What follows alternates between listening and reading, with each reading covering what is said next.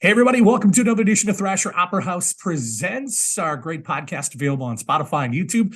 I'm Jason Mansmith, Marketing Director here at Thrasher Opera House, and so happy to be joined by Egge, who is going to be performing with Iris DeMent coming up on Friday night, May the 12th, at a sold-out show here at the Thrasher.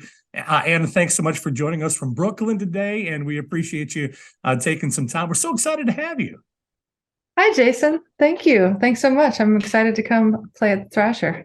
So tell me how a performer from the Dakotas ends up in Brooklyn and the journey that went. I started working with my first full-length record came out in 97, and Sean Colvin heard it and became a fan and invited me out on tour with her that year when she had Sunny Came Home come out. So it was a big cross-country tour, and her manager approached me about working together, and he is here in Manhattan.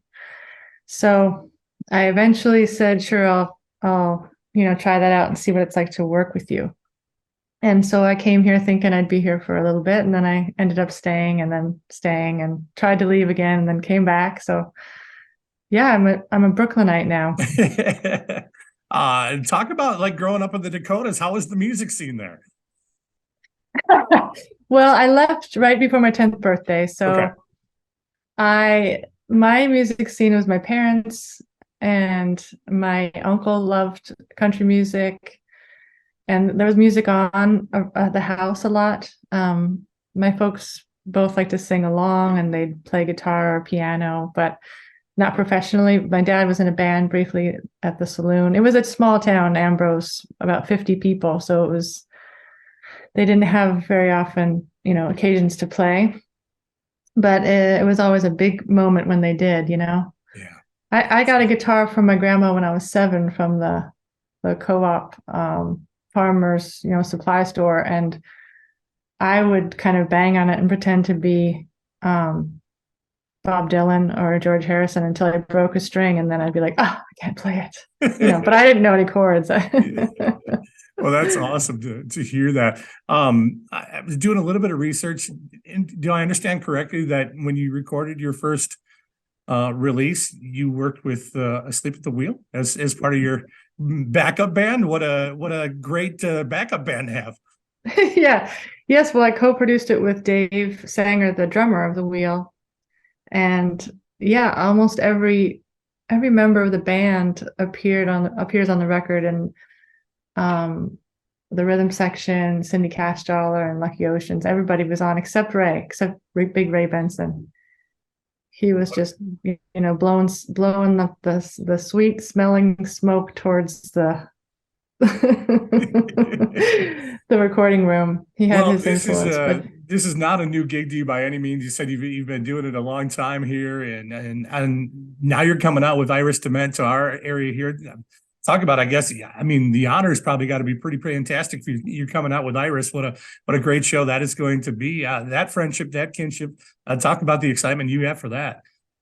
Yeah, well, that's she was another artist that invited me out on tour back then in 98, I think, or 99. I started touring with her. So our friendship is a long one, and she is really a guiding star for me, I think, like she is for lots of people. But yeah, like a real mentor. She's such a badass. Can I say that on this podcast? Yeah, absolutely.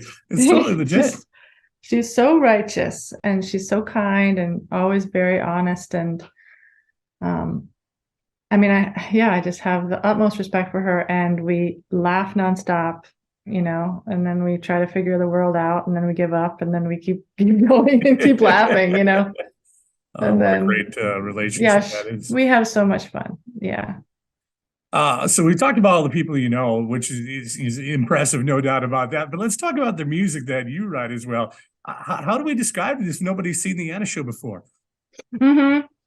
Well, artistically, I've had a lot of freedom, and my music, spans genres, and I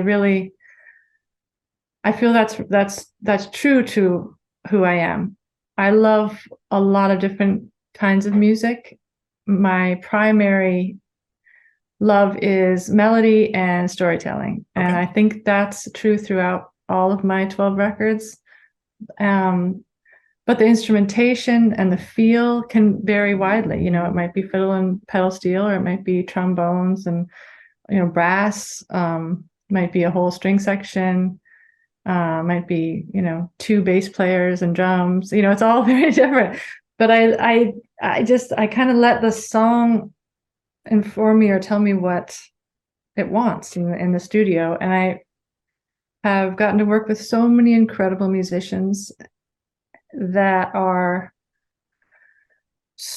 just extremely talented, and they have their own voice on their instrument. And so when I bring them in, I really want them to express that on the song, you know, besides any ideas that I might have for a horn line, for example. I want it to be that musician playing this idea that I start with, if that makes sense. Yeah, absolutely. Complete sense. You know, what are we, 25, 26 years from your first release? And you ever think to yourself, man, I'm still doing this gig? I mean, this is pretty awesome, right? It is so great. It's really fun to feel still so much enthusiasm for the new stuff I'm writing. And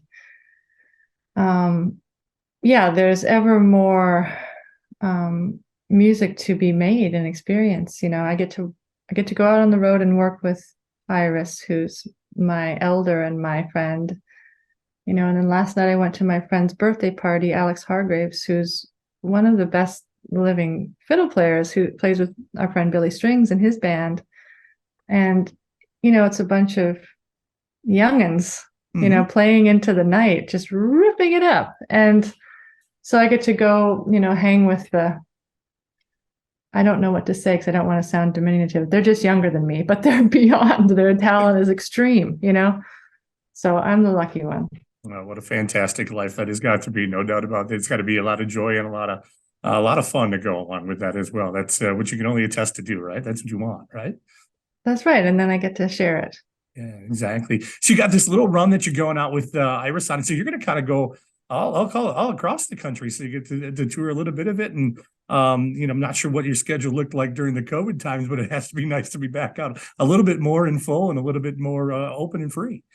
Absolutely. It's so nice to be back out connecting with people live and sharing that experience. I love to go see live music myself, and I love to be sharing it and playing it for others. So that circle is so important, and it was really hard to not have it, but we're all hopefully, you know, through that horrible historic pandemic.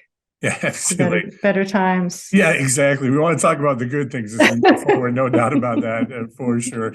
If you want to get tickets, you're out of luck. We're sold out here for this show coming up on Friday night, May the 12th. And it's going to have a great opening slot for Iris DeMent. And I want to thank you for your time today, for joining us on the podcast to get to know you a little bit more. And we're so excited to have you coming on in here in a couple of weeks. Thank you so much for having me. No problem. You have yourself a great day. You too. Take care. Take care.